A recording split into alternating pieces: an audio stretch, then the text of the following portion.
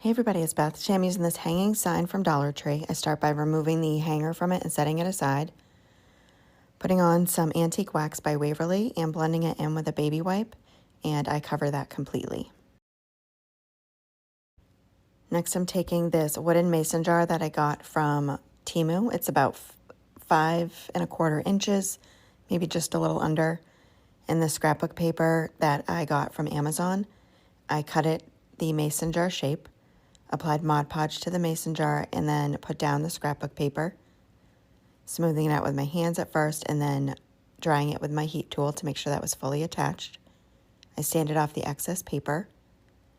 Then I'm taking this small piece of cardboard and holding it onto the mason jar and tracing out the lid. And then I cut that piece of cardboard down. I spray one side of it with water, let it sit for about 10 to 15 minutes to let that water soak in, and then peel that layer of cardboard off.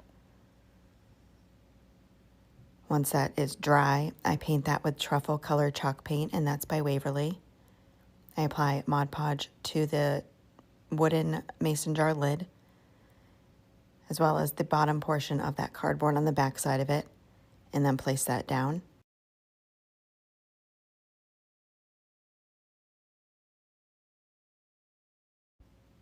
Next, I apply Mod Podge to the top of the scrapbook paper and dry that. And then I'm taking these 3 different size stars that I got from Temu, and I paint them 3 different colors: barn red, English navy, and white, all acrylic paints. Dry those and set them aside. Then hot glue a tumbling tower block to the back of the mason jar, and then add hot glue to the tumbling block and place it to the bottom of the sign. Then add tacky glue to the back of each of the stars. I start with the larger ones, putting one towards the lid of the mason jar.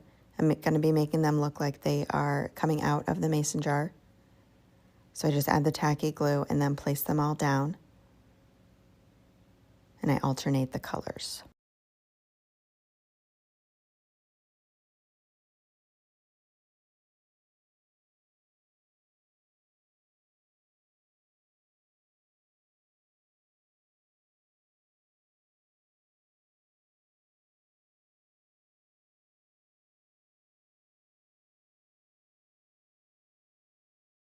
After I have those all on there, I use my heat tool to make sure they're fully attached and then add back in the original hanger. That is it for this project. Thank you so much for watching.